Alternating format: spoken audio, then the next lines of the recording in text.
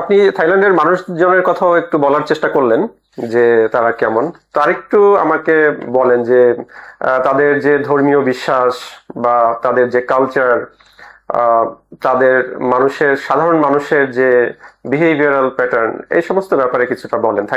থাইল্যান্ডে যেহেতু অনেক দিন ধরে আপনি আছেন, তারা আসলে কেমন কম্পেয়ার টু আমাদের যে সোসাইটি আছে এটার সাথে আপনি যদি তুলনামূলক একটা বিশ্লেষণ করেন যে থাই পিপল কেমন এবং আমাদের দেশের মানুষের, সেটা সম্পর্কে তো আপনার জানাই আছে, একটু কম্প্যারিজন করেন যে দুটি দেশের মানুষের কালচারালি বিহেভিয়ারালি তারা আসলে কেমন। আসলে এইখানে যদি আমি বলতে চাই সহজ ভাষায়, থাইল্যান্ডের মানুষ হচ্ছে খুব সফট। ওরা অনেকটা পোলাইট। ওরা যখন কথা বলে, আপনি কোনো প্রবলেমে পড়ছেন, ওরা আপনার জিজ্ঞেস করতেন, ওরা নিজের থেকে এসে আপনাকে হেল্প করে। যেমন আমার খেয়াল আছে, আমি যখন 2022-এ আসি আর কি এখানে, তো সেক্ষেত্রে হচ্ছে থাইল্যান্ড হচ্ছে আপনার রেস্টুরেন্টে ম্যাক্সিমাম হচ্ছে ওরা কিউআর কোড স্ক্যান, মানে আপনাকে ব্যাংকের মাধ্যমে পেমেন্ট করতে, ওরা ক্যাশ রিসিভ করে না।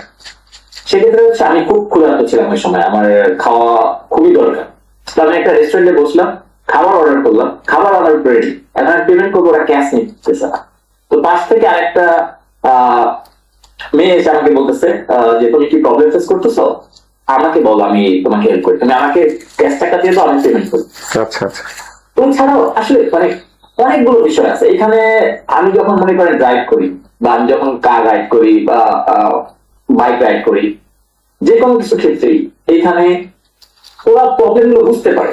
যেমন আমি যে কোনো জায়গায় আমি যদি স্টপ করি কারটা, আমার পিছ থেকে কোনো হর্ন দিবে না, যেহেতু ওরা বুঝতে পারছে যে ও যেহেতু এখানে স্টপ হয়েছে, তার মানে কোনো একটা রিজন আছে এখানে। তারপর আপনি হুট করে যখন রাস্তা ক্লোজ করবেন, ওরা অটোমেটিক্যালি দূর থেকে স্টপ করে রাখতে, বিকল স্টপ করে রাখতে। আচ্ছা। ওর কথা হচ্ছে ওরা এরকম ভাবে যে হয়তো ওর অনেক ইমার্জেন্সি, এই জন্য যাইতেছে, সিগন্যাল না, এই জন্য ওরা মানে দৌড়াইতেছে। তো সেক্ষেত্রে হচ্ছে ওরা দূর থেকে ওরা দেখা যায় যে ব্রেক করে ওয়েট করে যেতে যায়। বাংলাদেশে কিন্তু সেক্ষেত্রে এই যেগুলো আর কি ওরা ফলো করে। আর আমি মূলত আসলে প্রিফার করি ব্যবহারটা ওরা হাম্বল পোলাইট যখন কথা বলে, এই জিনিসটা আমার অনেক ভালো লাগে আর কি। কোনো রুডলি বিহেভিয়ার না, কোনো পোক করা না, মানুষকে জাজমেন্ট করে না ওরা, এরকম আর কি বিষয়গুলো।